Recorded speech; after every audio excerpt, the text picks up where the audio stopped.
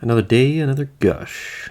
Today, I wanted to talk about a video game that I thoroughly enjoyed called The Sinking City.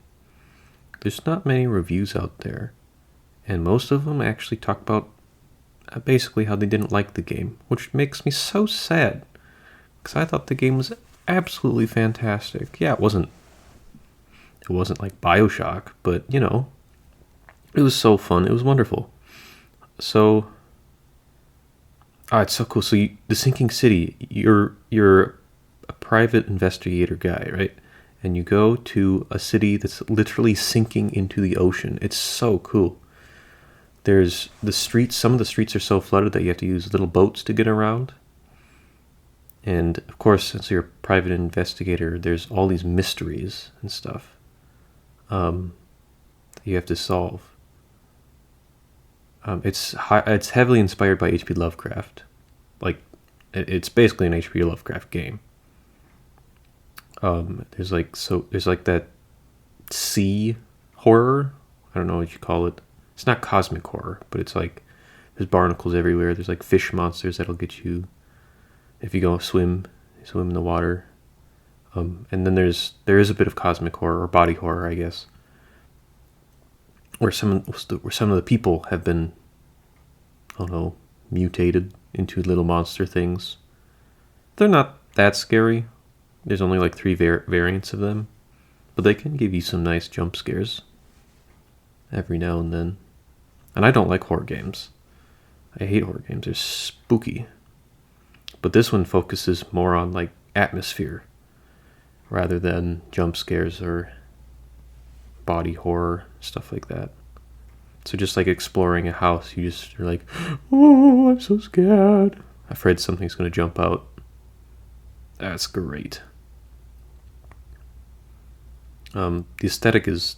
I love that aesthetic. I haven't read H.P. Lovecraft's works yet. I need to. But it's the whole...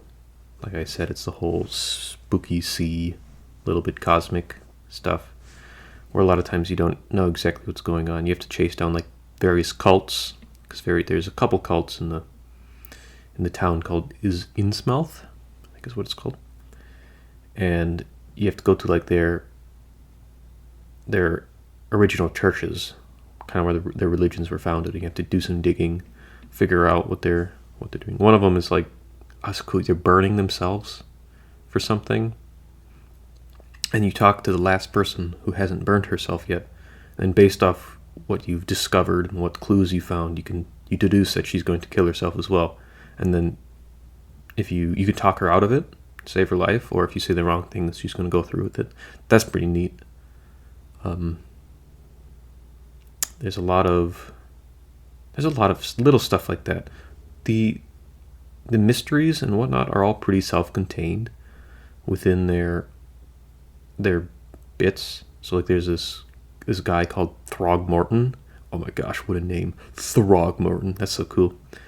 But he's having some issues with who killed his son and blah blah blah, stuff like that. So you can do his little quest line. And if you're nice to him and stuff, he'll give you a gun. Or you could just not do his quest line. You can just skip it and focus on the main quest line, which is trying to figure out who's doing all these arcane magics throughout the city. And it's so spooky too, because like you go to the Throgmortons. I just thought this was really neat. You go to Throgmortons and you're talking to him, and his son is in a casket on the table because he just died when you got there. And there's like a morning service. What do you call that? The viewing. The wake viewing. I don't know. Either the wake or the viewing. And whatever, you're talking to him, and he gives you permission to look through his house and find clues. And then you go out and you do some stuff, do some hunting, and you come back to tell him the news, and they're eating his corpse. And you're like, what the heck is going on? But when you get closer, you realize they made a massive cake out of their son. And it just looks like their son, and it's like the casket is a cake, their son is a cake, because they've moved the body, and he's now been buried. But But it startles you. It's neat. They have a bunch of little stuff like that throughout the game, where you're just gonna go, ugh, and then you get closer and you realize, oh, it's not that bad. It's just kind of bizarre. Yeah, it's cool. There's a bit of combat. Like I said, you have like 3 main enemy, like horror enemy things that you can fight. They're not great. They're not even all that spooky. The biggest one is pretty spooky, but the gunplay and the fighting's not great. Most of the fun is just running around as a PI trying to figure stuff out. That's cool too. So you get this massive map of Innsmouth. It's not very big. I mean, it's big for a detective game, but it's not like, it's not huge, right? And once you find a case or whatever, there's going to be clues on the case, or people will be like, oh, I think he lives on this street and intersection of this street and that street. Then you have to go to the map, find out where it is, and put a marker. Would it be easier if the game just did it for you? Yeah, but I've had much more fun figuring that out. It felt like I was doing detective work. It was kind of fun. They also had bits where somebody would be like, oh, I don't know where he worked, but I think this name owned a house somewhere, blah, blah, blah. And then you could go to the public records in like the city hall and root through the house purchasings of 1920, whatever it was. Can't remember when this game was based. But you could root through the public records and find out, oh, this guy bought this house, blah, blah, blah, and the house was located here. You're like, okay, then you should go there and do some more rooting around. That's so cool. That was so cool. I felt like a detective. It makes me want to play. What's that other game that something Nior? I can't remember what that one game is, but there's a super famous detective game that's apparently really, really good. I need to play that one too. But we're on the sinking city. And at the end, there's 3 endings. And unfortunately, most of your choices throughout the game doesn't really determine what the final product will be. You get to choose at the end, but you can convince other NPCs around you that you're going to do this, you're going to do that, and based on what you tell them, you can either kill them, keep them alive, blah, blah, blah. And then you choose one of 3 options at the end. It's a cool game.